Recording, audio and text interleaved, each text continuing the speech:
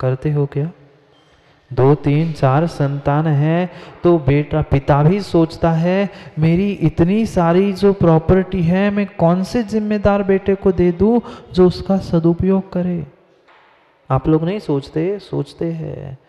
दे पाए नहीं दे पाए वो बात का विषय है, पर भीतर ये विचार चिंतन आता ही है कि मैं किसको कितना दूं, इसको दूं तो ये ऐसा है।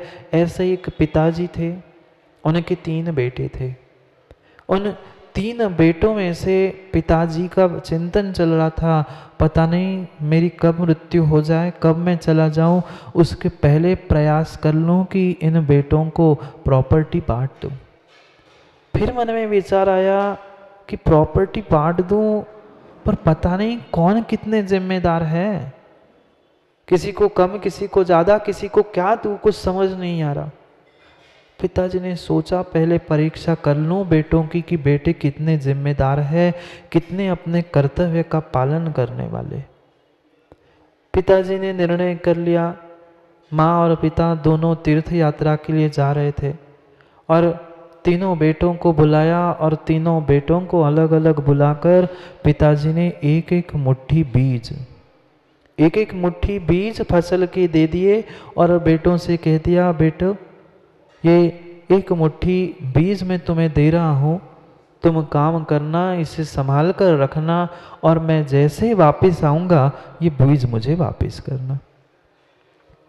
एक मुट्ठी प्रतीक था धन का, कौन कितने जिम्मेदारी से प्रयोग करके मुझे वापस देता है ये देखना था। पिता को चिंता थी, इसलिए पिता ने एक एक मुट्ठी बीज दे दिए। पिताजी बीज देकर चले गए। पिताजी बीज दे के चले गए। महीनों की यात्रा थी, पुराना समय था, आज जैसा एक दिन गए 4 दिन में वापस नहीं, महीनों लगने वाले थे। महीनों बाद वे शिखर जी की यात्रा से लौटने वाले थे।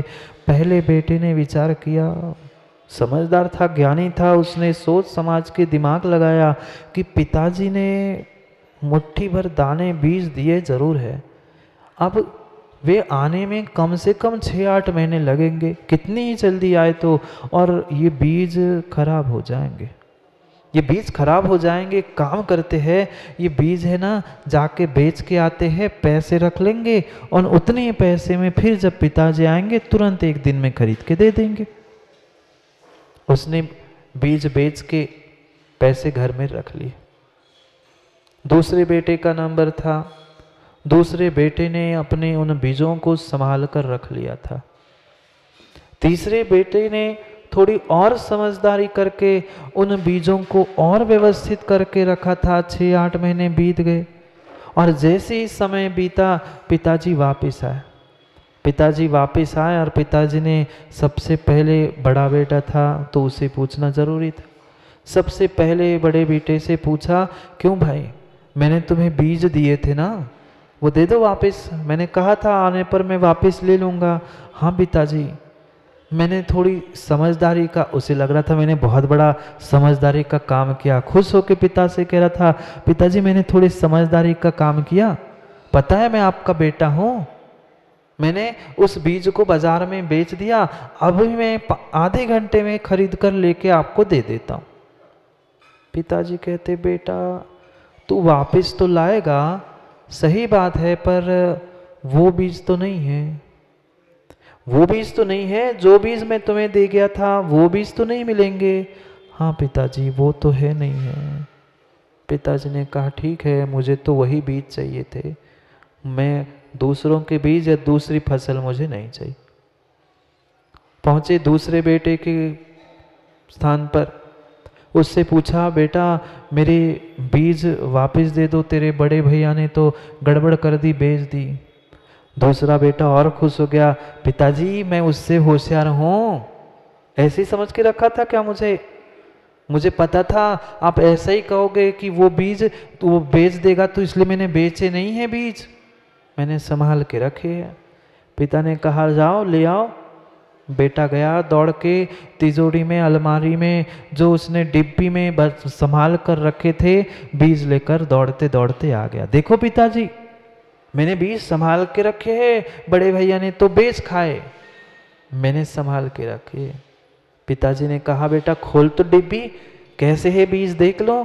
जैसे ही उसने बीज की डिब्बी को खोल दिया, उसमें से घुन तिरुले सब बाहर निकले, भीतर कुछ नहीं। अब देख के वो भी उदास हो गया। पिताजी भी कहने लग गए, तू बहुत सयाना बन रहा था, समझदार बन रहा था, देख क्या हुआ। क्या करूं पिताजी, मैंने तो संभाल के रखने के लिए उस तिजोरी में बांध के रखे थे, रोज उसे देखता था। अगरबत्ती क्योंकि आपने दिए थे, अगरबत्ती भी लगाता था, पर खराब हो गए, क्षमा करना। तीसरे बेटे के पास पहुंचे पिताजी। अब हताश हो गए थे पिताजी, मेरी इतनी करोड़ों की प्रॉपर्टी मैं ऐसे ही व्यर्थ गंवा दूं, कोई जिम्मेदार नहीं है मेरी प्रॉपर्टी को संभालने वाला। तीसरे बेटे के पास उदास होकर पहुंचे। तीसरे बेटे से पूछा कि भाई बताओ कि तुम्हें जो बीज दिए थे, दोनों तेरे भाई तो काम के नहीं, उन्होंने ऐसा किया, उसने ऐसा किया, तूने बीज जो दिए हैं वापस दे दो। तो चरणों में बैठकर वो बेटा कहता है, पिताजी क्षमा करना, पिताजी क्षमा करना, मुझसे बहुत बड़ी गलती हो गई, ना मैंने बेचे, ना नए डिब्बी में संभाल कर रख पाया हूँ। फिर क्या किया बेटा तूने? कुछ नहीं किया पिताजी, चलो मैं आपको दिखा दूँ वो बीज कहाँ है। वह घर के पीछे थोड़ी सी खाली जगह पड़ी थी, उस खाली जगह पर बहुत बड़ी फसल खड़ी थी, और फसल को दिखाते हुए उस पिता को कहता है, पिताजी पिताजी आपने जो मुट्ठी भर दाने दिए थे, मैंने सोचा बेचूंगा तो काम के नहीं है, डिब्बी में संभाल के रख नहीं सकते, मैंने सोचा वही बीज को फसल उस खेत में डाल दूं, मिट्टी में डाल दूं, समय पर उसी बीज से अनेक बीज बच जाएंगे। पिताजी आपने जो मुट्ठी भर बीज दिए थे, अब वही बीज से उत्पन्न हुई पूरी फसल है, जो उसमें लगे हैं दाने वह बीज के ही परिफल है, इसलिए सब आपके ही बीज है। पिताजी खुश हो गए। चलो 3 में से एक बेटा तो समझदार निकला, दोनों ने तो बीज नष्ट कर लिए, तीसरे ने उस बीज को उस भूमि में बो दिया और फसल खड़ी करके एक मुट्ठी भर बीज के इतने बोरे भर उसने फसल खड़ी कर दी। पिताजी समझ गए इन 3 बेटों में भले ही वो छोटा है पर जिम्मेदार वही है, जिम्मेदार वही है। ऐसे ही हमने कभी जिम्मेदारी का अपना परिचय दिया, अपनी समझदारी का, अपने विवेक का कभी परिचय दिया? जो इस मन को हमने आज तक जाकर कौड़ी के दाम में बेचा, मन वचन काय रूपी योग को जो हमने आज तक कौड़ी के दाम में, दूसरों के घर में क्या हो रहा है, किसने क्या किया, किसके घर में बहू कैसी, बेटी कैसी है, इसके अलावा मन में और वचनों में हमने क्या किया? कौड़ी के दाम में बेच दिया, कौड़ी के दाम में बेच दिया। कोई ज्यादा समझदार बन के भोगों के डिब्बी में संभाल कर रख रहा था अपने आप को, क्या भोगों की डिब्बी में संभाल के रहने वाले थे? भोगों के कीड़ों ने काटकर पूरी घुन भरा हमें जीवन बर्बाद कर दिया, बर्बाद कर दिया। भोग विलास के कारण हमने अपनी पर्याय, अपने जीवन, अपने भाव, अपने योगों को परिपूर्ण रूप से बर्बाद किया। जो समझदार होता है वही इस तन मन काय वचन योग सबको संयम की खेती में बोता है, और समय आने पर मोक्ष का फल उस संयम की खेती में ही लगता है। ये उपयोग था, सदुपयोग था, ये जिम्मेदारी का प्रतीक था। क्या ऐसी जिम्मेदारी का काम किया? नहीं किया। वद समिधि शील संयम परिणामम। कुंद कुंद स्वामी कह रहे हैं, व्रत समिति शील संयम और परिणाम, उनमें प्रवृत्ति करने की अभी नहीं कह रहे हैं, उसके विषय जो चिंतन है परिणामम सुहमणम जाने। व्रत को प्राप्त कर लूं, मैं निरतिचार व्रतों का पालन कर लूं, ये जो चिंतन चल रहा था यही शुभ मन है।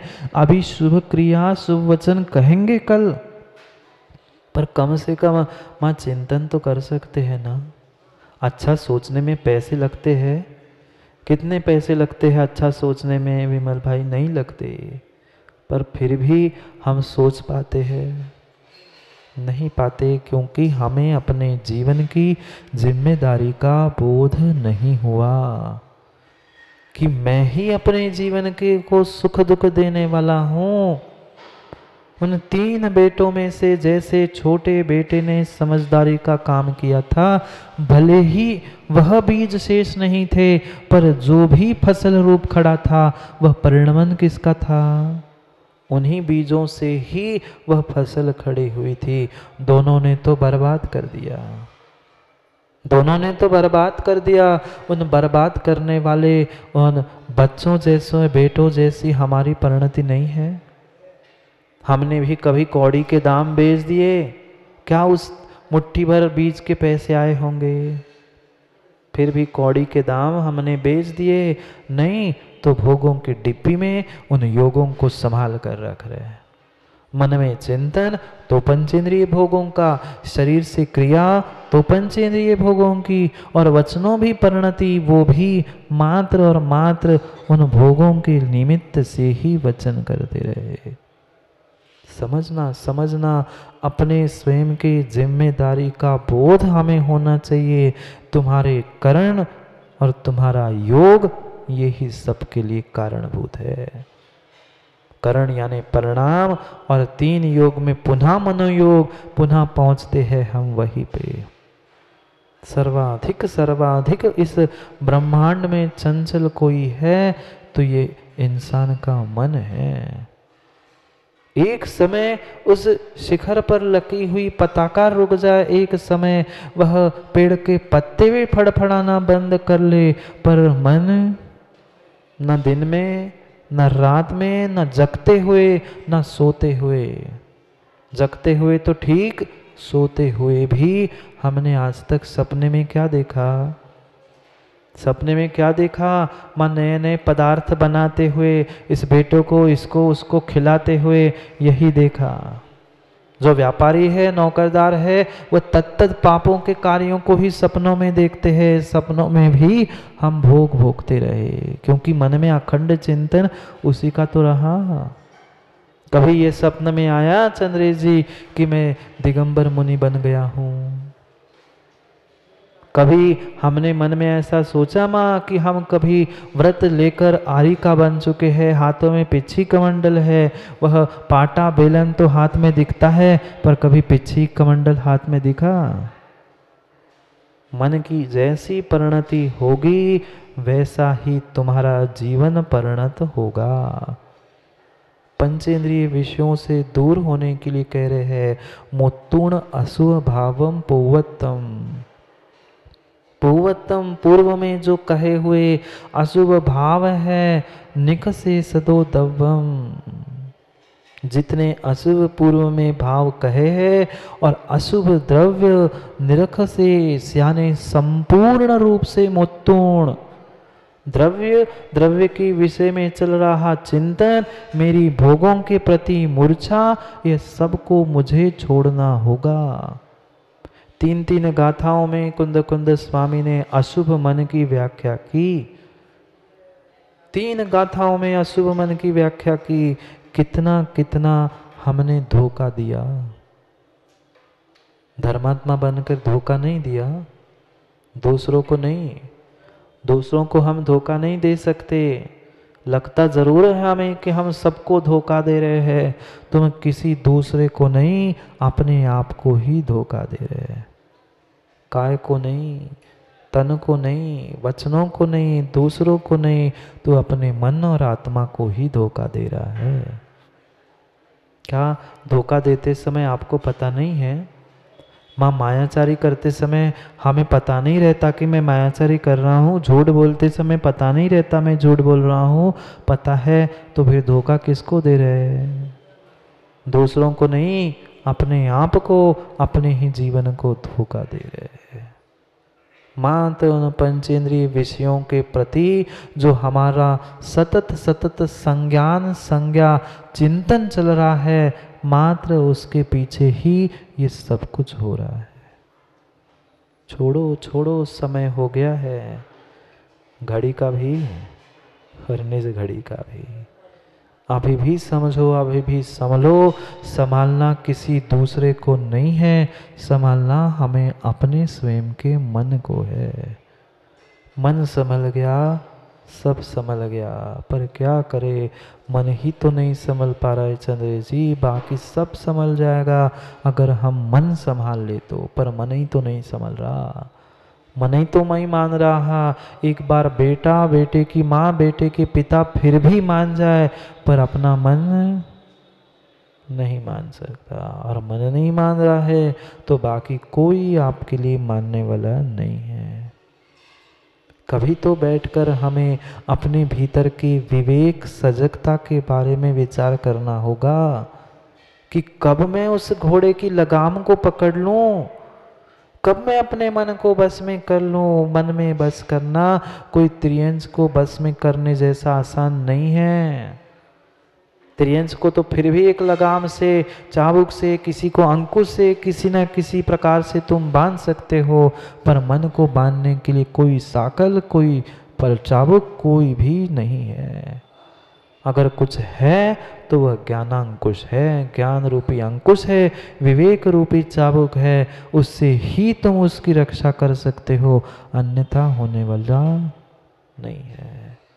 कम से कम अच्छा सोच ही सकते हैं ना कि मैं व्रतों को धारण कर लूँ, मैं महाव्रतों को धारण कर लूँ, मैं व्रत समिति गुप्ती आदि का पालन कर लूँ। विश्वास मानना अनादि काल से मात्र और मात्र इस मन की अशुभ परिणति के कारण ही हम संसार में परिभ्रमण कर रहे हैं। वचन काय से जितना पाप नहीं करते, उससे कई कई कई अधिक गुणा हम मन से पाप कर चुके होते हैं। महान बनना है तो मन को हमें साफ करना होगा, मन की अशुभ प्रवृत्ति से दूर होना होगा। जब तक मन की अशुभ प्रवृत्ति, मन का अशुभ चिंतन दूर नहीं हो रहा है, तब तक कुछ भी दूर होने वाला नहीं है। जाओ, घर की शुद्धियाँ बुला रही है। अब आप ही निर्णय करना, शुद्धियाँ है घर में जाके क्या शुद्धि है। देव शास्त्र गुरु के सानिध्य को प्राप्त करने के बाद भी अगर हमारा मन निर्मल नहीं हो रहा है तो बाकी कुछ भी निर्मल कराने आने वाला नहीं है, नहीं है। पूर्व में कहे हुए प्रत्येक अशुभ भावों को, अशुभ द्रव्यों को संपूर्ण रूप से छोड़कर जो व्रत समिति गुप्ती शील संयम आदि के प्रति जो मेरे परिणाम चल रहे हैं, मेरा जो चिंतन चल रहा है, वही शुभ मन है। इसलिए शुभ मन को कम से कम प्राप्त कर लो। इस जिनवाणी के पान से ही अगर हम अपने मन को, जीवन को बदलना चाहे तो बदल सकते हैं। समय बदलने का हो चुका है, शीघ्र बदल जाओ, नहीं तो कोई दूसरा आकर हमें बदल के चला जाए। करेंगे पुनः समय पर समय की बात, क्योंकि समय पे किया गया काम समय को दिलाता है। बोली भगवान महावीर स्वामी की।